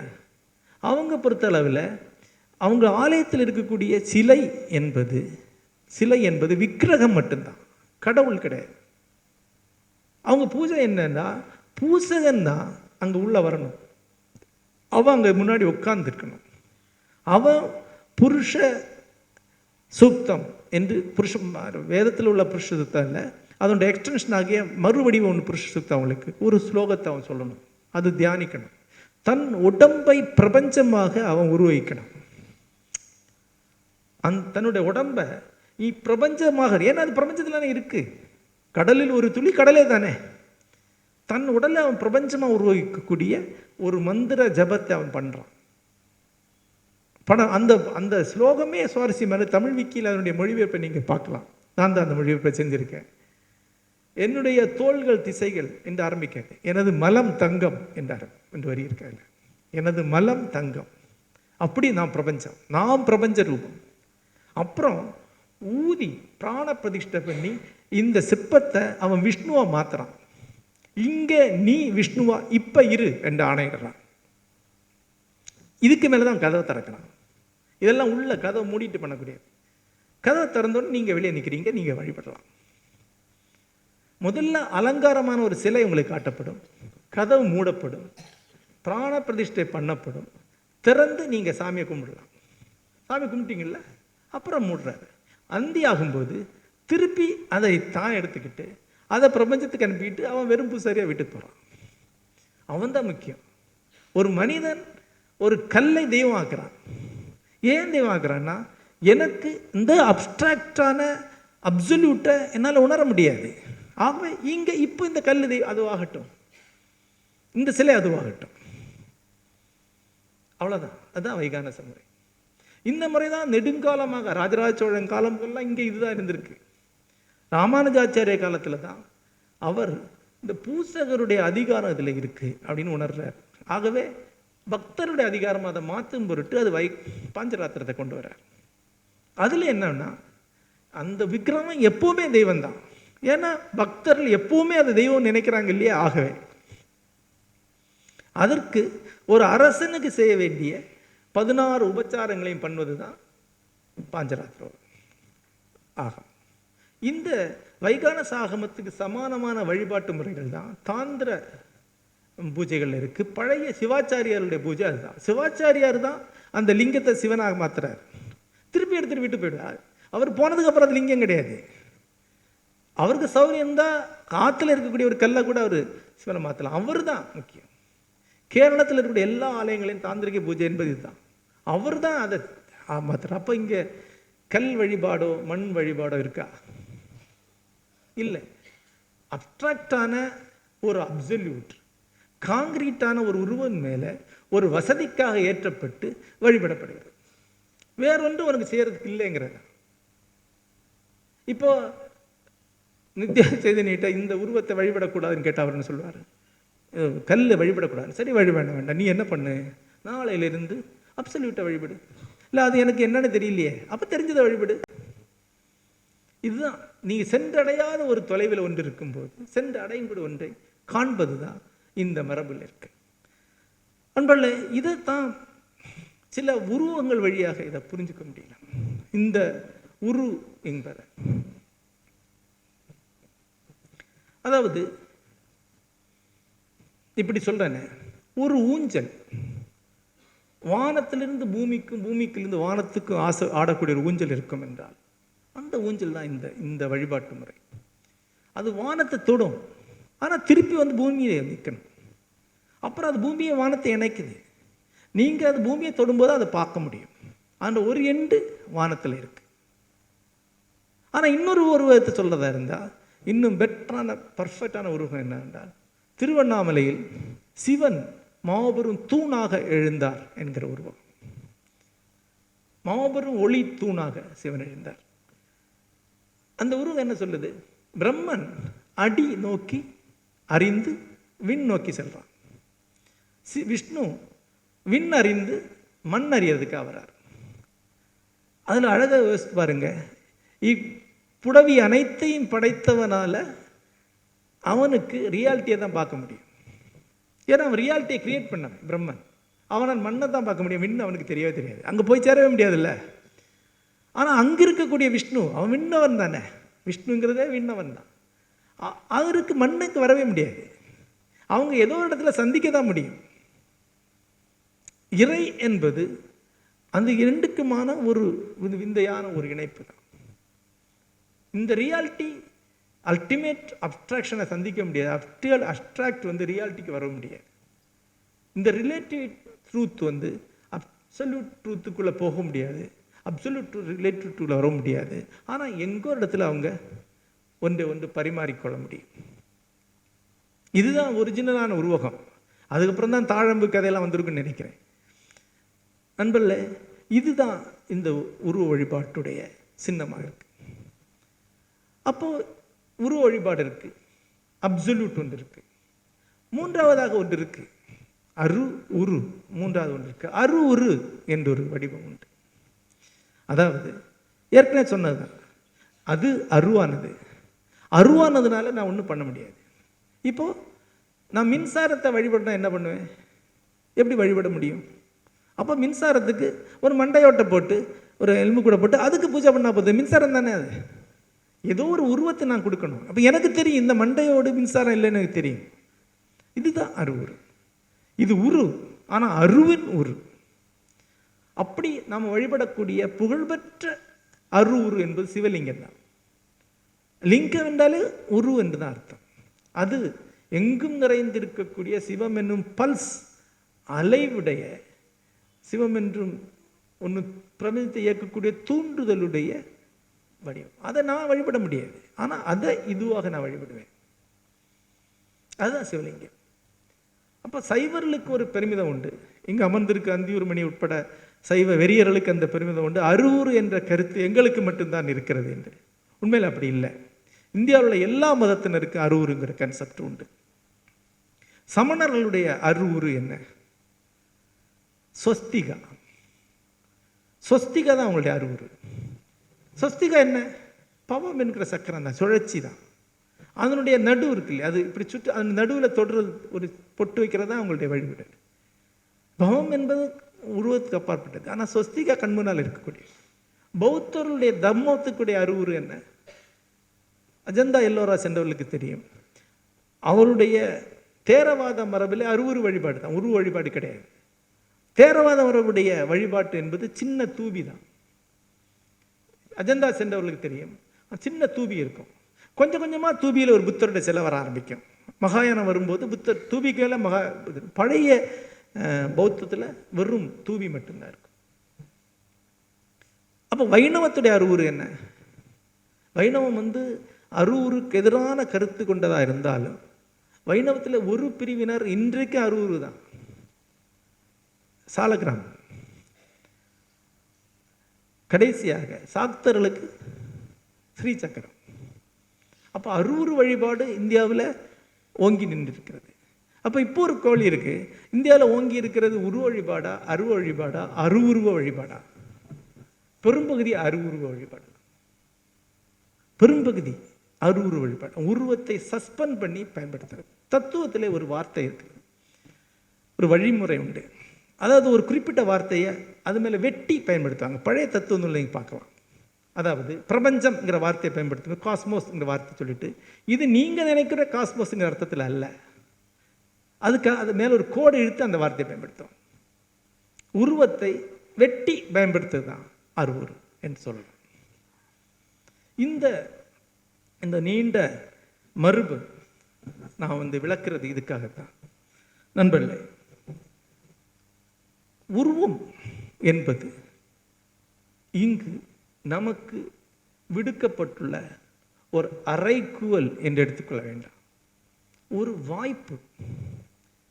இது நமக்கு கண் காது மூக்கு அளிக்கப்பட்டதுனால, நாம் உருவத்தோடு இருக்கிறதுனால, உருவப்பருப்பொருளை நாம் அறிய முடியும் என்பதனால, உருவத்தினூடாக மொழியை சமைத்து மொழியினூடாக நாம் நெடுந்தொலைவு செல்ல முடியும் என்பதனால எவ்வளவு வாய்ப்பு நமக்கு அளிக்கப்பட்டிருக்கு.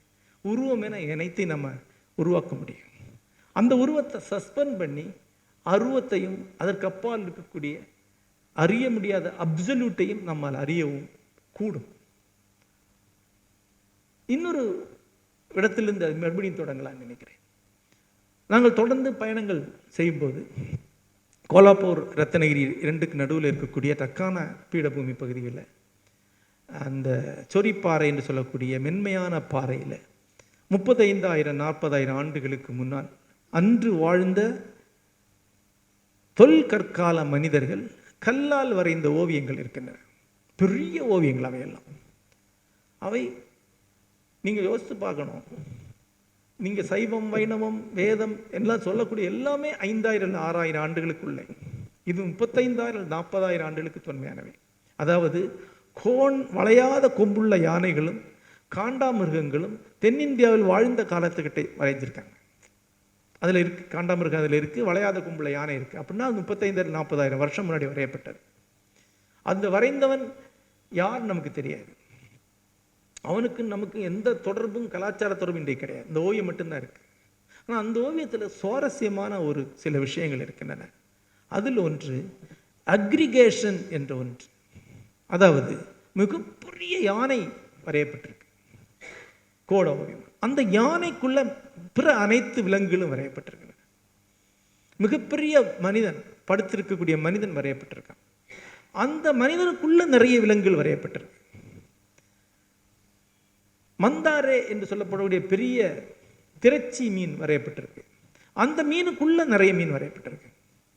இது எதை காட்டுகிறது என்று சொன்னால், இவை அனைத்தும் ஒன்றே, இது அனைத்தையும் ஒன்றாக பார்க்கக்கூடிய ஒரு பார்வை நோக்கி அவன் சென்றதை காட்டும். ஒரு ஒரு அந்த மல்லாந்து படுக்கக்கூடிய அவன் படுத்திருக்கக்கூடிய அந்த உருவம், அது படுத்திருக்கிறதா நிற்கிறதா கூட இருக்கல. ஏன்னா தலைக்கு மேலே மேகம் இருக்கிற மாதிரி சில இடத்துல இருக்குது. அப்படின்னா அது மல்லாந்து கூட படுத்திருக்கலாம். எவ்வளோ பெரிய ஓவியம்! இந்த மேடை அளவுக்கு பெரிய ஓவியம். இந்த ஓவியத்திற்குள்ள எல்லாத்தையும் வரையும் போது அனைத்தையும் உள்ளடக்கிய பேருருவம், அனைத்தும் உள்ளடக்கிய ஒருவன் என்ற ஒரு உருவம் தான். அது மாதிரி யானை, அது மாதிரி மந்தாரே அப்படின்னா மிக அதிகமாக குட்டி போடக்கூடிய, குஞ்சு பொறிக்கக்கூடியது. ஆகவே ஒரு பேரன்னை, அது லட்சக்கணக்கில் முட்டை போடக்கூடியது. ஆகவே ஒரு பேரன்னை, ஒரு பேரன்னை, ஒரு பெருந்தந்தை. யானை அது ஒரு பெருந்தந்தையாக இருக்கலாம், ஒருவேளை ராத்திரியாக கூட இருக்கலாம், இரவாக கூட இருக்கலாம். ஆனால் அனைத்தையும் உள்ளடக்கக்கூடிய ஒரு அக்ரிகேட் தன்மை, அந்த அதுக்கான முயற்சி, அதுக்கான ஒரு தத்துவார்த்தமான தாவல் அந்த மனிதன்ட்ட இருக்கு. அவங்கள் ஆடையை என்ன அணிந்திருந்தால் நமக்கு தெரியாது, தோல் ஆடையோ இலையாடையோ அணிந்திருக்கலாம். சமைச்சு சாப்பிட்டாங்களான்னு நமக்கு தெரியாது. கல் ஆயுதங்களை பயன்படுத்தி இருக்கிறாங்க. எப்படி வாழ்ந்தாங்க நமக்கு தெரியாது. ஆனால் ஏதோ ஒரு உள்ளுணர்வால், மனிதனுடைய இயல்பை உள்ளிருந்து அறியக்கூடிய வேறொன்றுனால, உள்ளிருந்து வெளியே இருக்கக்கூடிய ரியாலிட்டியை சந்திக்கக்கூடிய அந்த அழியாத விசையால் அவங்க அதை அடைஞ்சிருக்காங்க. அந்த அக்ரிகேஷன், அந்த தொகுப்பு தன்மை, அதை நீங்கள் ரிக்வேதத்தில் பார்க்கலாம். புருஷ சூக்தம் என்ற பாடலில் புருஷ சூக்தம் பிரபஞ்சத்தை ஒரு மனிதனாக உருவகித்து பாடப்படுது. ஒரு மனிதன் பிரபஞ்சம், பரிப்பொருள் பிரபஞ்சம் ஒரு மனிதனாக. இந்த அக்ரிகேட் தன்மை, இந்த ஒற்றுமைத்த தன்மை ஒரு படிநிலையாக அடைந்து, அப்புறம் அதனுடைய அடுத்த கட்டம்தான் நாம் ஏற்கனவே சொன்ன த அப்சல்யூட் அல்லது ஒவ்வொன்றிலும் வெளிப்படும் மறுக்க முடியாமை. இங்கு அனைத்தும் ஒப்பு நோக்கக்கூடிய தன்மையோடு இருக்கும்போது, ரிலேட்டிவாக இருக்கும்போது, அப்சல்யூட்டாக இருக்கக்கூடிய ஒன்று. நண்பர்களே, அதே மாதிரி அதை டிஸ்மேண்டில் பண்ணி இங்கு அனைத்தும் நிற்கக்கூடிய ஒன்றாக மாற்றிக்கலாமே. இங்குள்ள எல்லாமே மாற்றிக்கலாமே. ஒன்று தோன்றக்கூடிய ஒரு பிரச்சனை தான் பலவாகவும் ஆக்கலாமே. ஒன்றும் பலவும் ஒரே பார்வையோட ரெண்டு முகங்கள் தான். மறுபடியும் இந்த உரையை சுந்தரராமசாமி கொண்டு வர நினைக்கிறேன். உங்களுக்கு தெரியும் நினைக்கிறேன், சுந்தரராமசாமி அவருடைய 7-8வது வயதில் மம்ஸ் மாதிரியான ஏதோ நோயால் ஆளப்பட்டு இதய பலவீனத்துக்கு ஆளாகிறார். அவருடைய வாழ்நாள் முழுக்க அவர் மாத்திரை சாப்பிட்டுட்டு இருந்தார், இதய நோய்க்கான மாத்திரை. ஆகவே ஒவ்வொரு கணமும் ஏதோ இறப்பை நினைவுறுத்தக்கூடிய ஒரு வாழ்க்கையாக அவருடைய வாழ்க்கை இருந்திருக்கு. அவருடைய படைப்புகள் நீங்கள் பார்த்தா தெரியும். சாவு என்பது தொடர்ந்து இருந்துகிட்டே இருக்கும். கவிதைகள் இன்னும் திருப்பி சாவு, மரணம், சாவு வந்துக்கிட்டே இருக்கும். எனது கதவை சுரண்டாதே என்ற கவிதை உங்களுக்கு நினைவுக்கு வரலாம். அப்போ ஒரு முறை நானும் அவரும் வாக்கிங் போகிறோம். இதை சூரா நினைவு நதிங்கிற நூலில் இந்த அனுபவத்தை எழுதியிருப்பேன். சின்ன விஷயந்தான், ஆனால் எழுதும்போது ட்ராமேட்டிக் ஆகுது. அது நடந்து போகும்போது நாகர்கோவிலில் பழையாற்றின்கரையில் பெரிய ஆலமரங்கள் உண்டு. அப்படி ஒரு அதி பயங்கரமான ஆலமரம், அதுக்கடியில் ஏதோ ஒரு சாமி வேற உட்காந்துருக்கு. எங்கள் ஊரில் பூதம் மாதிரி ஒரு சாமி உண்டு, உருவற்ற ஒரு உருவம், ஒரு தூண் மாதிரி இருக்கும், மண்ணில் செஞ்சிருப்போம். அதுக்கு மாலையெல்லாம் போட்டு வழிபட்டுருக்காங்க. அது வாக்கிங் போயிட்டு அந்த ஆலமரத்தடி வந்த உடனே சூரா அப்படி நின்னார்.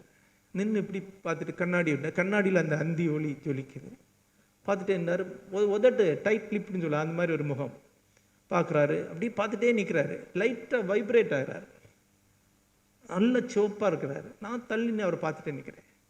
ஏறத்தாழ ஒரு 15-20 நிமிஷத்துக்கு மேலே நின்றுப்பார். அப்புறம் போகலாமா அப்படின்ட்டார். நான் சொன்னேன், இப்போ தானே வந்திருக்கேன், இங்கே போகலாம், இல்லை வீட்டுக்கு போகலாம் அப்படின்னு. நம்ம திரும்பி வரோம். அவன் கொஞ்ச நேரம் கழிஞ்சிட்டு அவர் ஏதாவது சொல்லுவான்னு நினச்சேன். அப்புறம் அவர் என்கிட்ட வந்து எவ்வளோ பெரிய உயிர் இல்லை அப்படின்னார். எவ்வளோ பெரிய உயிர், மைட்டி உயிர். அப்புறம் நான், நீங்கள் வேண்டிக்கிட்டீங்களா அப்படின்னு கேட்டேன். அவனை சிரித்து, வேண்டிக்கிட்ட மாதிரி தான்.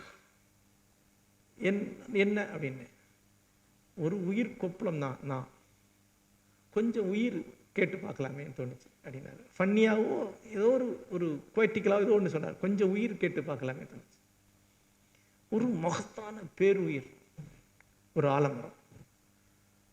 இப்போ அண்மையில் ஒரு ஆலமரத்தை பார்க்க போனோம் அண்மையில். அந்த ஆலமரம் வந்து கிட்டத்தட்ட 7 ஏக்கருக்கு 900 விழுதுகளோட ஒரு சிங்கிள் ஆலமரம், ஒரு காடு. நம்மள ஒரு உயிர், கடுகு அளவில் இருக்கக்கூடிய ஒரு சின்ன விதையிலிருந்து தோன்றியது. அந்த கடுகுக்குள்ள அந்த ஆலமரம் இருக்கு. சாந்தோக்கிய உபனிஷத்தில் ஆருணியாகிய உத்தாலகன் தன்னுடைய மகன் ஸ்வேதகேதுட்ட சொல்கிறான், அந்த ஆலமர விதையேடு, அந்த விதையை உடைச்சிப்பார், அதுக்குள்ளே என்ன இருக்கு? ஒன்றுமில்லை. சுவேதகேது அதுதான் இந்த ஆலமரம். தத்துவமசி சுவேதகேது, அது நீதான். அந்த வரியை நாங்கள் அடைஞ்சேன். இவ்வளோ பெரிய உயிர், இந்த உயிர் இருக்க, அது ஒரு மறுக்க முடியாமையுடைய வெளிப்பாடு. நீங்கள் சிம்பிளாக அதை ஒரு மரம் அப்படின்னு பார்க்கலாம். ஆனால் யாரோ ஒருவன், நான் ஏற்கனவே சொன்ன மாதிரி, அதில் த கிரேட் ஆர்டிஸ்டுடைய கையெழுத்தை பார்க்க முடியும். யாரோ ஒருவன் அதில் ஒரு டிரான்சிடென்டல் எக்ஸ்பீரியன்ஸை அடைய முடியும், ஆழ்நிலை அனுபவத்தை அடைய முடியும். அவன் அதில் த அப்சல்யூட்டுடைய ப்ரெசன்ஸை அடைய முடியும். அவன் நாத்திகனாக இருக்கலாம், வேற யாரோ கூட இருக்கலாம், ஆனால் ஏதோ ஒரு கணத்தில் அவன் அடைய முடியும், ஏதோ ஒரு கணத்தில் அடைய முடியும். அப்படி அடையும் போது அதுதான் தத் சத், அதுதான், எதுவும் தான். அப்போ இப்படி முடிக்கலாம், neither this not that but Om. அது அப்சல்யூட், இங்கு அனைத்திலும் தன்னை வெளிப்படுத்துவது. ஆகவே இங்கு அனைத்து இருக்கும் எதுவும் அதுதான். நன்றி.